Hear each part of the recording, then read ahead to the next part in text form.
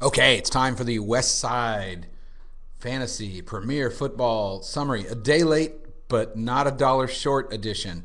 All right, this week I always have to. If I'm a day late, they make me click back to see the scores. So game one, in no particular order. Bad examples coming in against Smack Attack 1. Both teams coming in, well, Bad Examples coming in 4 and 5. Smack Attack 1 coming in at 3 and 6, and it was close. It all came down to who was going to get more points. Would it be James Jones, the Green Bay wide receiver, or Mason Crosby, the Green Bay kicker on Monday night? Boy, that's exciting, huh? There's excitement.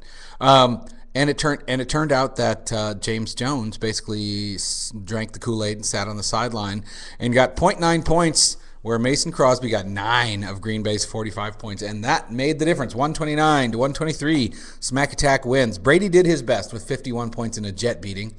I think personally there should be some kind of bonus on rivalry wins. Wouldn't that be cool? Like if your quarterback or your players are beating a rival, they get like time and a half on these points.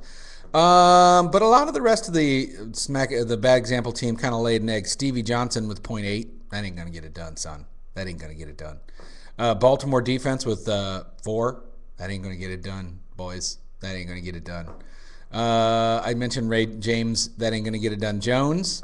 But Michael Bush made 30 points, which was actually a 13-9 game, so it seemed like we were off to a good start. That was countered entirely by Matt Ryan's 46 and Larry Fitzgerald's 26 for Smack Attack. Steven Jackson, Remember Me Jackson, 13. And then a lot of sort of threes. Jason Witten, 3. Destin Keller, 3. Ricky Williams, 3. That all kind of sucked, but it was just enough. 129.8 to 123.4. Smack Attack wins. And that's how it goes. All right, game numero dos in day late but not a dollar short weekend. Smell this. Staying on the good foot despite getting 110 points. So lucky, I think, is a word that I would use, to have run up against an opponent that was only planning to score 91 points this week and did. Mighty Aaron of Rogers got his 51, but then you've got Dwayne Dang Bowe scoring 1 point, Darren Sproles with 0.3. What? Then you got AJ Green. I'll come up with a nickname for him later. He's only become relevant enough to get a nickname recently. So 10 points from him. Matt, football is my forte, with 12 points, 10 from the San Francisco defense, 110. I think it's the lowest total this year. I think the team's beginning to, show issues around the edges. It may be too late to lose the division, but I still think he's vulnerable in the playoffs. The Revolution revolved its way toward a really poor score. 0.2 points from Jason Avant, who was starting in place of Deshaun Jackson. 7 from the Detroit defense in their continuing path to sucking, as I think that's the motto that's on their locker room wall. James Starks for Green Bay got 7. Believe it or not, Robbie Gould with 16 points. The kicker is the highlight, other than Matt Schaub, who was injured, which is unfortunate. So smell this, catches a break, and continues the winning ways. All right. Meanwhile, in other news, Ruff the Passer coming into the game against the Jolly Rogers. Jolly Rogers once again, one-man smack talk. Ruff the Passer coming into the game at 3 and 6. Jolly Rogers coming in at 5 and 4. And what happened? Let's see. Let's just see what happened, shall we? Big staph infection. Stafford got 31 points in their loss. Path to sucking. They'll get back there. Don't worry, Lions fans. They'll find a way back. Brandon Marshall, 9. Chris Johnson, remember him? 23 points. I think Tommy cut him, and then all of a sudden he got good.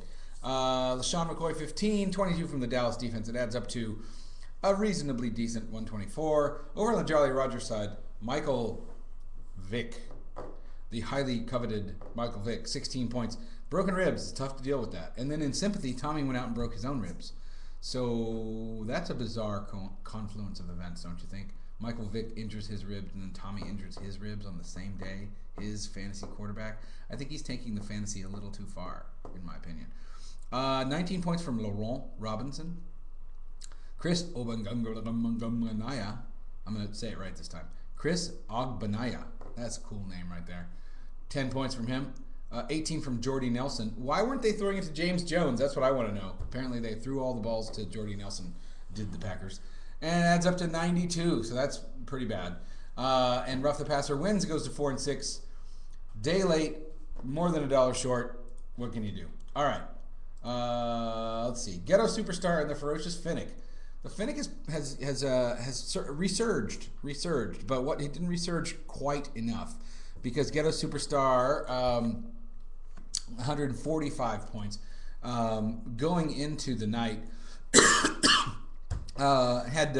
Adrian going into the final night had Adrian Peterson. He was pretty much fine. The Green Bay defense was working for the Finnick, and they did get 18 points impressively. And also the Finnick got 23 from Rob Gronkowski in the Jet beating, and 30 from Arian Foster. If it weren't for the 0.6 from Jeremy Maclin and the 2.8 from Lance Moore and the 0.8 from Frank the Inconvenient Truth Gore, what happened there? I don't understand. Did he get injured? Maybe he got injured. I don't know. It seems like it would have been a walkaway victory, but it was not because Ghetto Superstar had 45 from Tony Romo, 11 from Adrian Peterson, 14 from Jimmy Cracked Corn Graham, 23 from DeMarco Murray, who's all of a sudden Emmitt Smith Part 2, 18 from John Casey, the kicker, and 12 from the Cleveland defense in a loss. So it is a loss for the Finnick. That drops them to 4 and 6. Ghetto Superstar now in a tie, continues to be in a tie, except for on the point side with Smell This at 9 and 1. Okay, let's keep pressing. Let's keep on keeping on, shall we? DeBiz against Zap Boff Kapow. DeBiz coming into the game at 2 and 7. Zap Boff Kapow coming in at 4 and 5.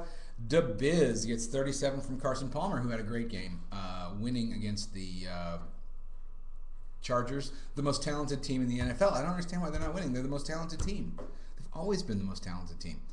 13 for Des Bryant, 10 for Brandon Lloyd, 14 from Ray Rice, 19 from Reese Jones-Drew, 13 from Tony Gonzalez. You know, hearing all that, you'd think, oh gosh, that's a good score. And there's 15 from Gostkowski. It's not a bad score, but only 130 because the Buffalo defense scored 0 against Dallas. 0. Did I mention the 0? 0. But it's okay. It didn't matter all that much. It's not okay if you're a Zap Boff Kapow person because Phillip Rivers, he's just not getting it done this year. I mean, he didn't play badly in this game, but and he got 35 points, but something's wrong. Something's bad. Something's wrong because they're so talented. How are they not winning? Deion Branch with 11 for the Patriots in a Jet beating.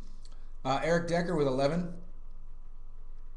That's amazing because if someone told you that the quarterback for the team on which your receiver was playing was going to complete 2 passes, you probably wouldn't guess that your receiver stood much of a chance of getting 11 points, but it happened.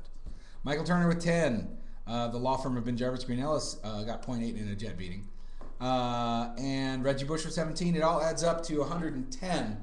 So, it's not enough. DeBiz surges to 3 and 7. Zap Boff Kapow drops to 4 and 6.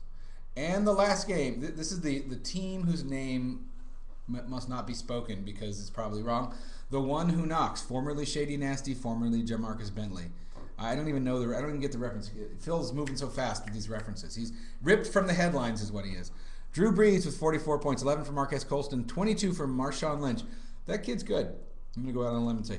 Vernon Davis with 10, 15 from David Akers, 14 from the Miami defense. Oh, gosh. 14 for the Miami defense. In a win. They beat Washington. How funny is that? 133. Over on the other side, little brother Eli Manning got 39 points in a loss. 19 from Rashard Mendenhall. And 10 from Cincinnati. And the rest are like 6s and 4s. A pretty bad poker hand, in other words. It adds up to 105. Brutta drops one, goes to 7 and 3. The One Who Knocks, I guess it's going to be open to him. I think that's the next line. It goes up to 3 and 7. So let's take a look at the standings. The standings are as follows. Smell This and Ghetto Superstar are jammed up at the top of the leaderboard in División del Norte. Smell This has got the lead on the basis of points, although his point lead was trimmed somewhat this week. Let's see. There are only 2 teams in the 1300 club, and those would be Smell This and Ghetto Superstar. Brett Ives is in second overall because he's leading División del Sur, the 7-3 record. Bad Examples and Jolly Rogers in fourth with 1,205 points and a 5-5 record. This is basically a haves and haves not kind of league. We should occupy some park, some virtual park, the have-nots, who include everybody except for Smell This, Get a Superstar, and Bretta Is, basically. And then just designate an area where everyone poos, because that seems to be the thing to do. Anyway, we've got points separating 5, 6, 7, and 8. There's all identical records. We got 6 teams with a 4-6 record. That's crazy. That's just crazy, y'all. That's crazy. But it's true. It's crazy, but it's true. So don't deny it. Then you've got below that you've got Zapboff. No, what I'm talking about. It goes all the way down to 10th place. 11th is the one who knocked just 1 game behind. DeBiz just 12th with just 1 game behind. We have 8 teams within 1 game of each other, and 9 teams within 2 games of each other. So it's anybody's game. 3 weeks left to go. Practice hard, focus, concentrate, try not to be stupid. That's it. See you next week. Bye.